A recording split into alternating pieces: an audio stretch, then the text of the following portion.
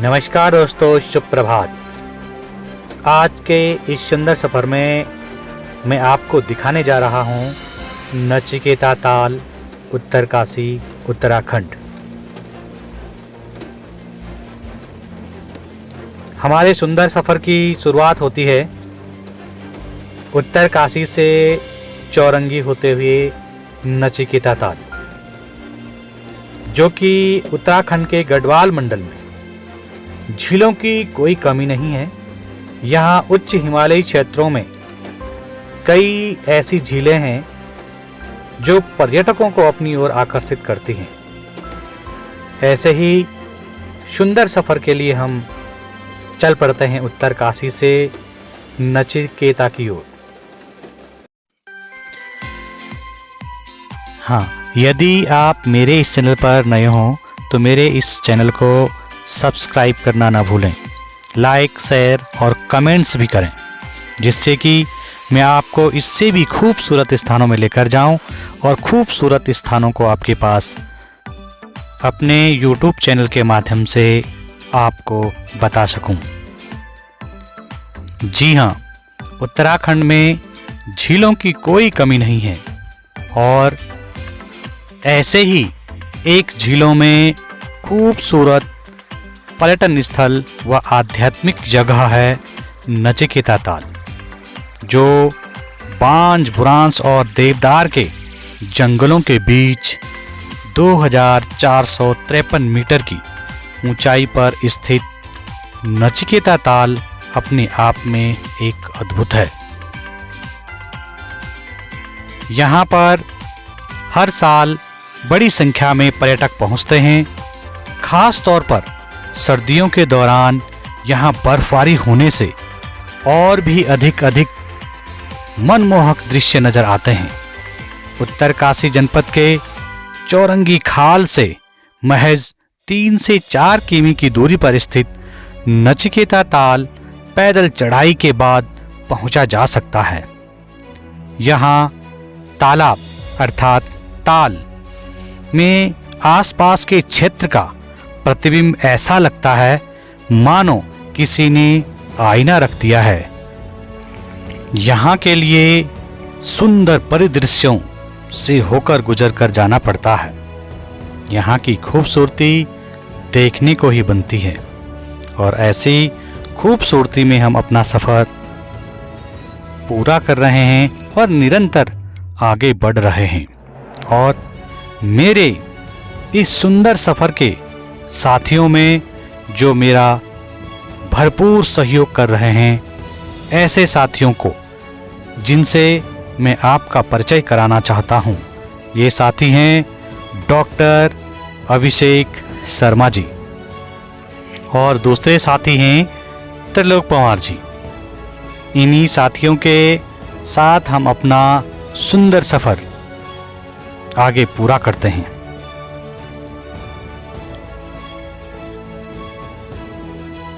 धीरे धीरे आगे हम संपूर्णाधार पहुंचते हैं, जहां पे इस तिराहा से एक मार्ग संपूर्णाधार मंदिर के लिए जाता है, जो कि बहुत शीर्ष भाग पर स्थित है और सुंदर और आकर्षक परिदृश्यों के लिए जाना जाता है।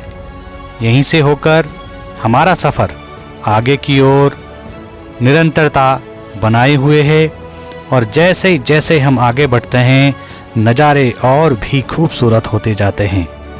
प्रकृति ने मानो स्वयं को यहाँ पे न्योछावर कर दिया हो। सुंदर बांज, बुरांस और देवदार जैसे जंगलों से होकर हम पहुँच जाते हैं चौरंगी खाल, जहाँ पर अभी भी पारंपरिक तरीके से होटलों में खाना बनाया जाता है और चूल्हों का जो पारंपरिक यहाँ के चूल्हे हैं, लकड़ियों से जलाकर यहाँ पर भोजन, चाय, नाश्ता आदि का पर्यटक रसास्वादन करते हैं। यहाँ का भोजन बहुत ही स्वादिष्ट और आनंददायक होता है। आप यदि यहाँ पर आएं तो पारंपरिक चूल्हों से निर्मित जो भोजन है उसका अवश्य ही आनंद लें। यहीं धीरे धीरे पास में ही चौरंगी नाथ का मंदिर है, जहां पे लोग दर्शन कर आगे की ओर बढ़ते हैं। चौरंगी नाथ मंदिर बहुत ही खूबसूरत स्थानों में एक सुंदरतम स्थान है, जहां पे अंदर बाबा चौरंगी नाथ का हवन और विशाल मूर्ति है, जहां से लोग इनका दर्शन अवश्य करते हैं।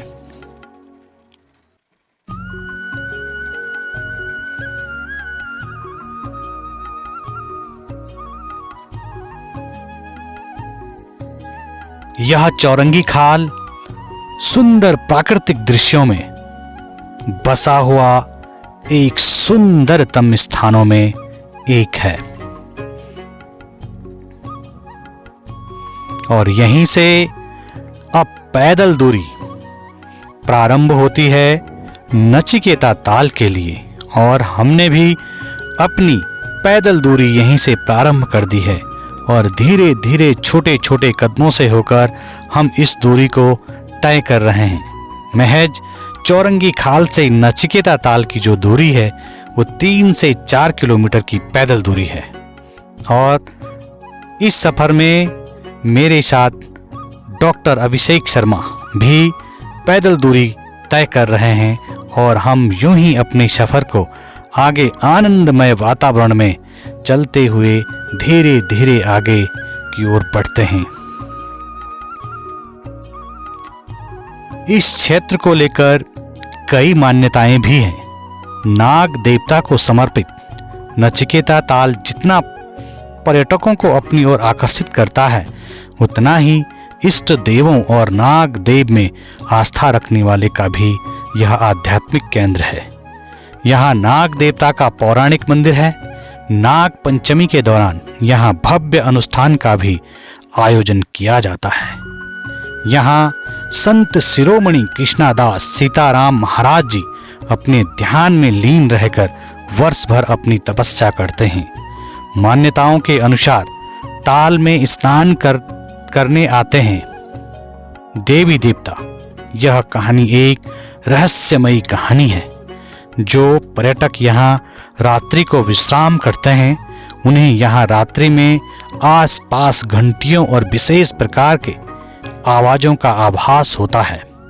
ऐसा यहाँ रहने वाले कुछ पर्यटकों का कहना है। ताल के उत्तर भाग की ओर एक यम गुफा भी है, जो कहते हैं कि अब बंद कर दी गई है। यहाँ पे सुंदरतम स्थानों में एक बुग्याल क्षेत्र भी पास में दिखाई देता है। जैसे हम अपने सफ़र को धीरे धीरे आगे की ओर प्रारंभ करते हैं, यहाँ के बांज बुरांस और यहाँ के सुंदरतम जंगलों का और सामने दिख रही हिमालय की पहाड़ियों का सुंदर नज़ारा अपने आप में बहुत ही खूबसूरत है। रास्ता बेशक थोड़ा सा कठिन है, लेकिन उतना ही आरामदायक।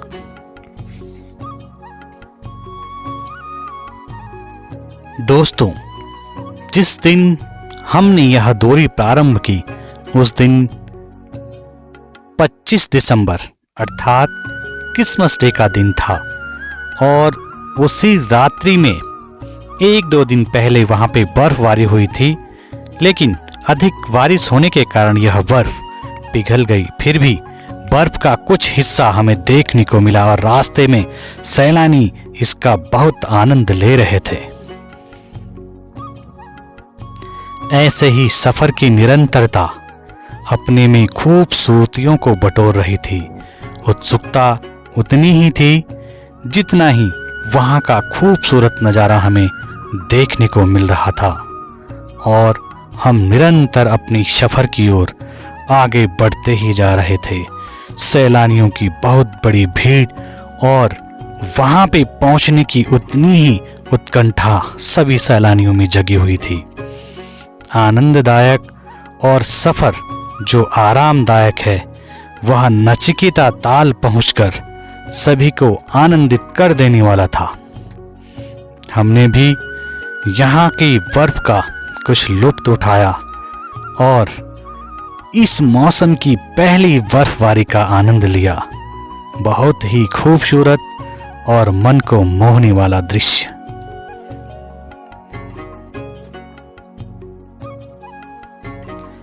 धीरे धीरे जैसे हम अपने इस सफर को पूरा करते हैं, नचिकेता ताल के और भी करीब पहुंच जाते हैं और धीरे धीरे ताल का पानी भी हमें देखने को मिल जाता है और हमारा सफर यहीं नचिकेता ताल तक पूरा हो जाता है। जैसे ही हम यहाँ पहुँचते हैं, नचिकेता ताल का परिदृश्य बड़ा ही खूबसूरत और आकर्षक नजर आता है। वाह, प्रकृति ने अपने को स्वयं यहाँ बिठाकर माना न्योछावर कर दिया हो अपने को। ऐसा खूबसूरत दृश्य, वाह, मन को अति उत्तम और आकर्षक लगने वाला दृश्य। कहते हैं कि जो भी सैलानी या पर्यटक यहाँ पे आता है उसको इस ताल की पूरी परिक्रमा करनी होती है, तब जाके इस ताल का सुफाल्य प्राप्त होता है। यह ताल लगभग 200 मीटर लंबा और 90 मीटर चौड़ा ताल है, जो कि बहुत सुंदर और आकर्षक दृश्यों से भरा हुआ। हमने भी इस पूरे ताल की परिक्रमा करनी चाहिए और धीरे धीरे पूरे ताल की परिक्रमा की, और ऐसे में ही इस ताल का सुंदर और मनमोहक दृश्य मन को आनंदित कर देता है। वास्तव में यहाँ पानी के अंदर जो परछाई दिखती है, ऐसा लगता हो मानो जैसे किसी ने यहाँ पे आईना रख दिया हो। इस ताल की सांस्कृतिक एवं ऐतिहासिक महत्व के बारे में यदि आपको बताएं तो एक सुंदरतम कहानी बयां करती है। नचिकेता ताल का नाम ऋषि नचिकेता के नाम पर रखा गया है। संत शिरोमणि कृष्णादास सीताराम महाराज जी के अनुसार नचिकेता का जन्म बक्सारी धनारी पट्टी उदालका जनपद उत्तरकाशी में उदालक के यहाँ हुआ था। कहानी के अनुसार देवताओं का आशीर्वाद पाने के लिए उदालक ने एक यज्ञ का आयोजन किया, जिसमें उसने अपनी सारी चीजें दान कर दी। नचिकेता ने देखा कि उसके पिता ने बूढ़ी और लंगड़ी गायों का भी दान कर दिया है, इसलिए उसने पूछा कि वह ऐसा क्यों कर रहे हैं। जो दान देने योग्य चीज नहीं है उसका भी आप दान क्यों कर रहे हैं, जो दान करने लायक नहीं है। नचिकेता ने कई बार अपने पिता से पूछा, लेकिन उदालक चुप रहे। फिर नचिकेता ने पूछा, तुम मुझे किसको अर्पित करोगे? तो निराश होकर उदालक ने कहा, मैं तुम्हें यम को अर्पित करूंगा। नचिकेता को अपने पिता की बात सुनकर झटका लगा, लेकिन एक समर्पित पुत्र होने के नाते उसने अपने पिता की इच्छा का पालन किया और यम को खोजने चला गया। तीनों लोकों में से नचिकेता ही एकमात्र ऐसा लोक है जो अपने शरीर के साथ यमलोक गया और उसके साथ वापस लौटा। नचिकेता ताल वह स्थान है जहां वह यमद्वार के माध्यम से यमलोक गए थे। नचिकेता को यम से मिलने के लिए 3 दिन का इंतजार करना पड़ा। जब आखिरकार नचिकेता से मिले तो उन्होंने बिना आतिथ्य के 3 दिनों तक प्रतीक्षा करने के बदले उन्हें 3 वरदान दिए, जो कि नचिकेता के द्वारा मांगे गए 3 वरदानों में एक थे, जिसमें पहला वरदान, उनके पिता जब वापस लौटेंगे तो उन्हें शांति मिलेगी और वह क्रोध से मुक्त होंगे, और दूसरा, यज्ञ विधि का ज्ञान जो उसे मोक्ष प्राप्त करने में मदद करेगा। यम ने यह ज्ञान नचिकेता को दिया और उससे इतने प्रसन्न हुए कि उन्होंने उस विशेष यज्ञ विधि का नाम नचिकेता यज्ञ विधि रखा। और जो तीसरा वरदान था, मृत्यु के बाद क्या होता है इसका सच यम ने पहले तो यह कहते हुए संकोच किया कि देवताओं को भी नहीं पता, लेकिन नचिकेता के बहुत आग्रह पर यम ने उसे बताने के लिए सहमति प्रदान की और उसे आत्मविद्या का ज्ञान प्राप्त किया। यम और नचिकेता के बीच संवाद का उल्लेख आज भी कठोपनिषद में उल्लिखित है। और जैसे ही नचिकेता ताल के परिदृश्य को देखने के बाद जब हम पीछे की ओर आगे बढ़ते हैं तो सुंदर बुग्याल क्षेत्र में स्थित यह स्थान सैलानियों के लिए बहुत एक आकर्षक का स्थान है। और यहाँ पे सैलानी आकर अपने आप में मनोरंजन कर सुंदर प्रकृति का आनंद लेते हैं। हमारे सफर के साथी भी हमारे साथ जुड़े हुए हैं और ऐसा ही वहाँ के उच्चतम स्थानों में भी हमने जाकर वहाँ के सुंदर दृश्य का अवलोकन किया है। यह दृश्य मन को अपनी ओर आकर्षित कर देता है। यहाँ पे प्रकृति ने अपने आप को न्योछावर कर सुंदरता को प्रदान कर यह स्थान इतना आकर्षक और सुंदर बना दिया है। आंखें देखने को तरसी ही रहती हैं और बार बार ऐसे दृश्य को देखने का मन करता है। चारों ओर घने जंगल जो कि बांज बुरांस और ऐसे ही जंगली अनेक पेड़ों से निर्मित यह वन बहुत सुंदर और आकर्षक है। यहीं नचिकेता ताल के ठीक उत्तर की ओर यह स्थान बहुत ही शीर्ष भाग पर एक भूग्यालिक क्षेत्र है। चारों ओर का जो परिदृश्य है यहाँ से सुंदर ढंग से देखा जा सकता है और यहीं पे बांज बुरांस के बीज भी अत्यधिक मात्रा में देखने को मिलते हैं, जिससे कि स्वतः ही यहाँ पे पौधों का उगना प्रारंभ हो जाता है। चारों ओर का परिदृश्य इतना सुंदर लगता है जैसे मानो हम स्वयं ही स्वर्ग में आकर अवलोकन कर रहे हों। चारों तरफ की सुंदर पहाड़ियां सब हमसे नीचे दिखती हैं और हम ऊपर शीर्ष भाग में पहुंच जाते हैं। यहाँ से चारों ओर का वातावरण बहुत ही सुंदर और आकर्षक लगता है।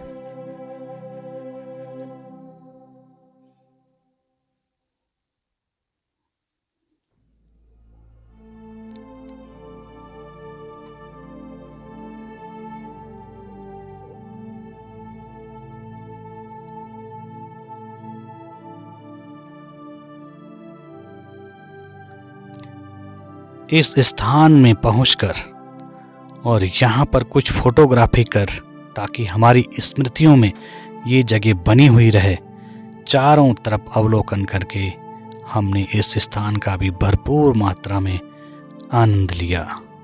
मन को अत्यधिक शांति का अनुभव होता है ऐसी जगह।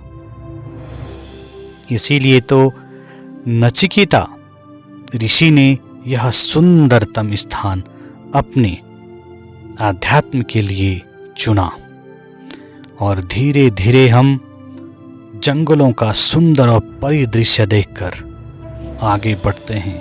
वहीं सामने सैलानी अपने ग्रुप के साथ आकर अपने दिन के भोजन का आनंद ले रहे थे और दिन के भोजन को बनाकर उसका रसास्वादन करने की इच्छा का इंतजार कर रहे थे।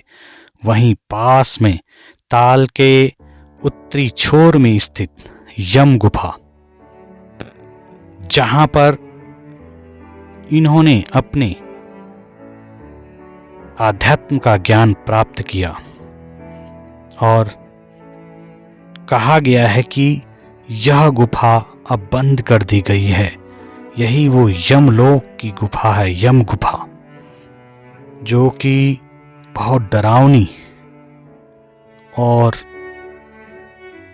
मन को डरा देने वाली है। कहते हैं कि अब ये गुफा बंद कर दी गई है।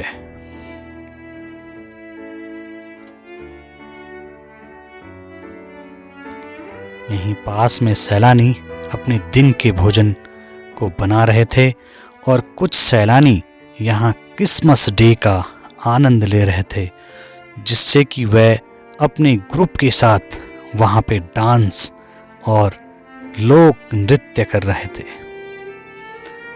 आज भी कुछ हल्की बर्फबारी का आनंद उठा रहे थे।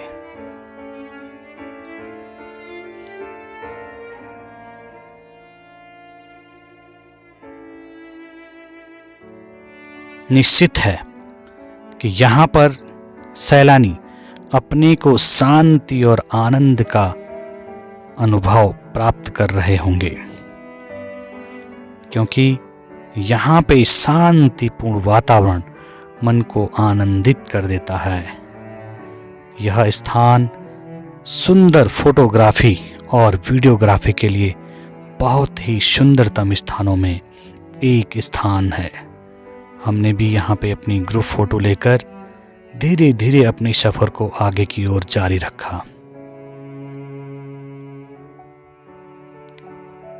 और इसी ताल में आज भी एक बहुत बड़े ज्ञानी आज भी इस ताल में रहकर अपने को आनंद का अनुभव प्रदान कर रहे हैं, जो कि यहाँ रहकर इस वास्तविक रहस्य को जानने की इच्छा के लिए यहाँ पे बने हुए हैं।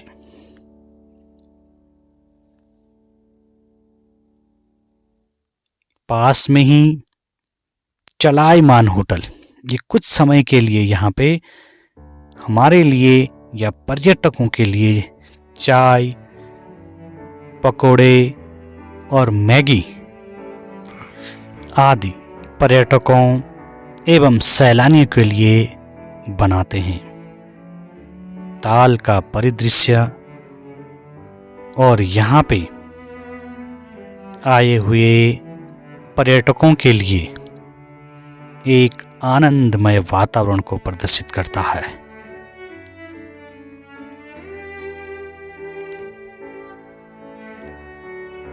और यहीं पे वो स्थान है जहाँ पर संत शिरोमणि कृष्णदास सीताराम महाराज जी अपना ध्यान योग साधना करते हैं। यही उनकी वो कुटिया है जहाँ पे वो वर्ष भर रहकर अपना ध्यान करते हैं। आजकल उनकी जगह एक सिद्ध बलि महापुरुष ध्यान मग्न हैं, जो अपनी साधना यहाँ पे पूरी कर रहे हैं। निश्चित ही जो इतने सुंदरतम स्थानों में आते हैं उनको यहाँ पे मन की शांति और आनंद प्रदान होता है। ऐसे ही हमने अपना ये सफर पूरा किया है और चल दिए हैं अपने गंतव्य की ओर, लेकिन हमारी स्मृतियों में आज भी बहुत सारी चीज़ें यहाँ पे रहस्यमयी है। तो पुनः आकर इन रहस्यमयी चीज़ों का हम अवलोकन करेंगे, क्योंकि कहते हैं कि आज भी यहाँ पर देवता आते हैं नहाने, जो कि यहाँ पे स्नान करके अपने अंतर्ध्यान हो जाते हैं। लेकिन आज भी यह रहस्यमय कहानी बनी हुई है। इस रहस्यमय कहानी को पूरा करने के लिए हम दूसरे अंक में यहाँ अवश्य आएंगे और आपको इसके दूसरे अंक से अवश्य ही परिचय कराएंगे कि आखिर यह रहस्यमय कहानी क्या है।